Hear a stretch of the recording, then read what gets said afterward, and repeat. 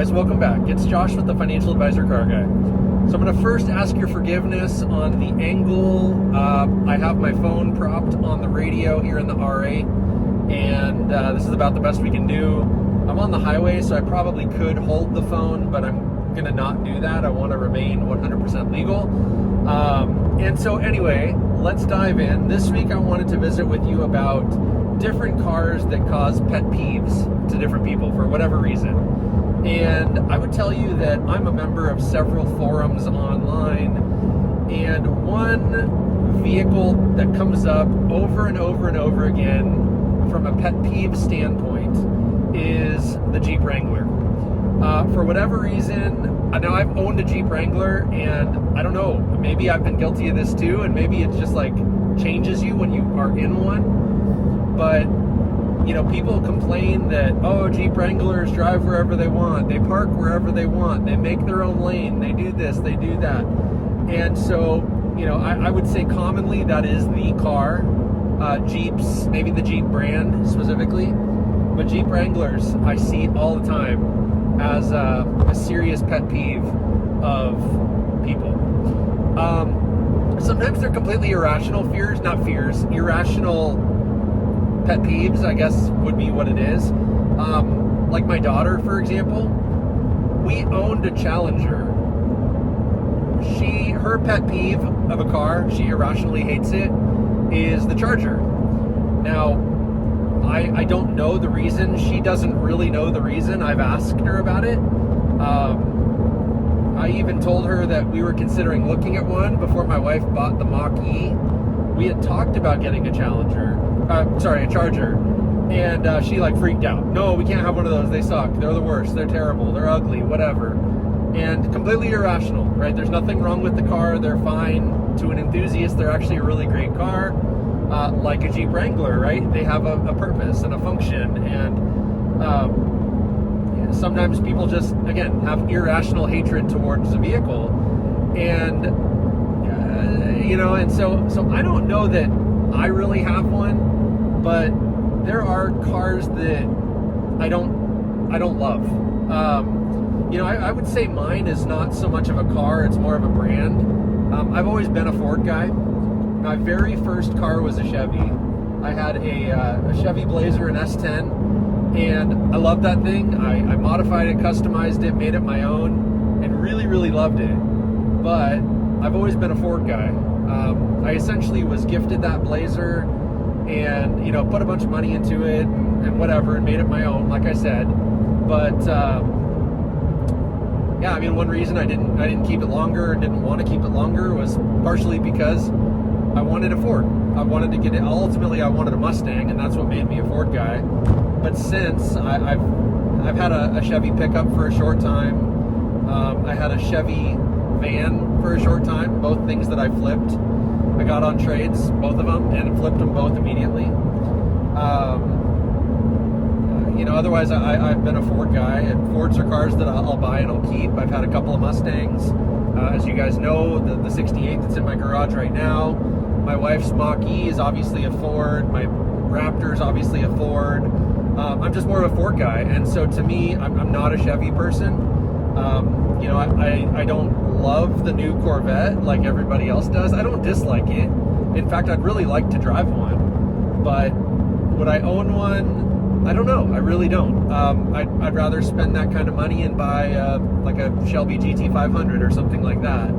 And, you know, so it's not an irrational hatred towards Chevrolet. It's just I am more of a Ford guy. What about you guys? You know, I kind of love to see this more interactive. You know, I want you guys to comment down below with what your irrational vehicle is that you just hate. When I was doing some research about this, because this was something I thought up, but I started Googling like automotive irrational dislikes or pet peeves or whatever it is. And another one that I saw very, very commonly was the Chevy Suburban. Now they're all over the road. They're like literally one of the largest vehicles you can buy.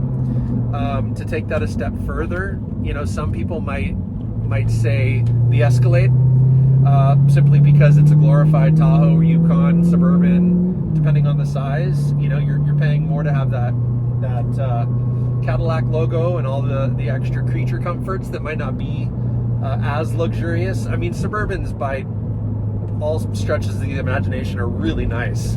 You know, anymore you can get them fully loaded, leather, power, DVDs, Bluetooth, you know, Wi-Fi, all of those things. In fact, here's a Yukon right there I'm passing.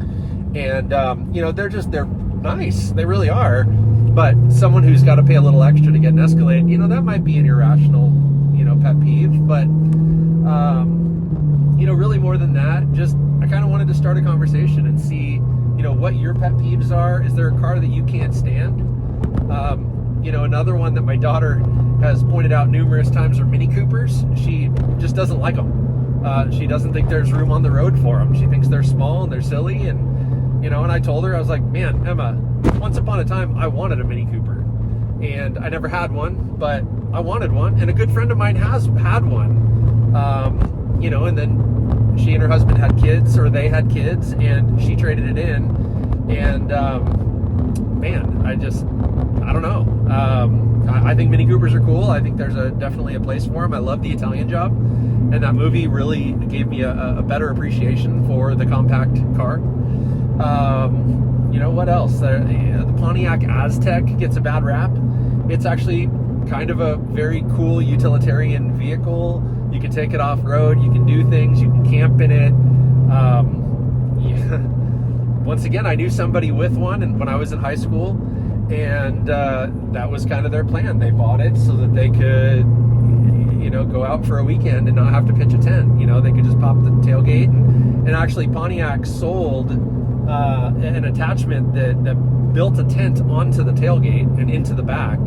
So it kind of extended the cargo area, so to speak. Now, obviously you couldn't drive around with it on, but, you know, for camping purposes and things like that. So there's some actual form and function there.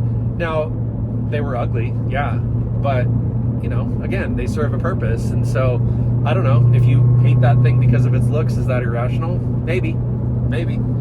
Yeah, there's lots of different examples. There's people that hate Corvettes because they're fiberglass. There's people that hate supercars because they're expensive. There's people that hate German engineering, you know? And so, anyway, the list goes on, and everybody has their 2 cents. I would say generically, as a car guy, there's no real car out there that I can't stand. You know, I touched on Chevrolet. I wouldn't necessarily buy one over the Ford equivalent. Like I said, I have a Raptor, not a Silverado. But, you know, I don't hate Chevrolet. I don't dislike people that drive Chevrolets. I'm not that kind of guy. But there are people like that all over the internet, and they will slander you and tell you how terrible a person you are because, you know, you think this way and you do that thing and whatever it is. And this video is not designed to encourage that. No, please don't take it that way. But yeah, I've been thinking a lot about it because, you know, my kids, both of them, are getting more into cars. You know, my daughter's getting her driver's permit here really soon, and we've been working on her Eclipse, and so she's been more in tune with what's on the road. And you know, every once in a while she's like, Dad, there's one of those stupid Mini Coopers. Dad, there's one of those stupid Chargers. Oh, that's a Charger Hellcat, that still sucks. Oh, it's a wide body, still stupid. It's not, though. It's a very cool car. I'd love to have a red-eye Hellcat, wide-body, you know, whatever, Charger. And it would be awesome. It'd be a great car. So much fun, so much power, all the things. But, you know, she has an irrational hatred of them, and so it's funny to me. But yeah, like I said, what about you guys? Is there something you dislike that you see on the road all the time? Maybe it's those little Honda Fits, or maybe it's the Kia Soul, or whatever, you know? A lot of these cars are small and compact and serve, again, a function. People buy commuter cars to commute in because they don't want to commute in an SUV or in a pickup or whatever. You know? So, I would argue that there's probably a reason that things like that exist. But is there something that you don't like? Comment down below and let me know. I'm curious to see. And I'll interact with you guys. I'll comment back. I'll see, you know, what it is. If I keep seeing the same things, you know, maybe I'll do some research on that and why, and ask you guys and do a whole nother episode on it. I'd be curious to see. But, you know, so I'm going to close with that. I hope you guys have a wonderful week. Don't hate things irrationally for the sake of it. Have a reason. Have a reason. So with that, I hope you guys have a wonderful week, and may all your investments be successful. That's not even my line. What is it? I'm drawing a blank. May every investment you make be a good one. Until next time.